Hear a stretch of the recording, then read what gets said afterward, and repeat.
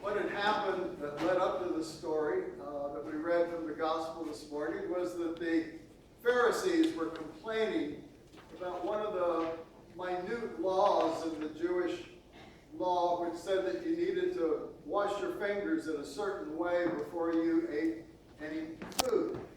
And Jesus' disciples did not do that. And so they were getting down on Jesus because he let his disciples get away with breaking the law. And what Jesus is trying to point out to them is that there's something immensely more important than this minutia in the law. And what he's saying is that much more important than whether you wash your fingers or not before you eat is what's in your heart. And how does that get expressed in the life that you live?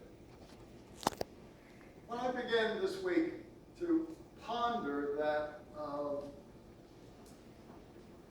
question, I guess, and figure out how I was going to try to apply it in some meaningful way in the words that I speak to you this morning, I was first of all struck by the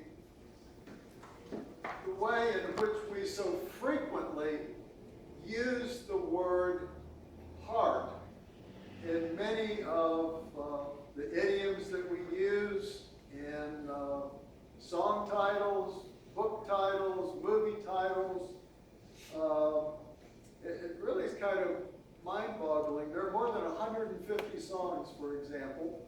I'll give you a little trivia about that include the word heart in the title of the song. And of course, there was that wonderful group back in the 80s, I guess, named Heart, the two sisters. I loved a lot of their songs. And something else that had crossed my desk about 10 years earlier than that, a book of, I've said before, I was an English major in undergraduate school, and I just loved poetry.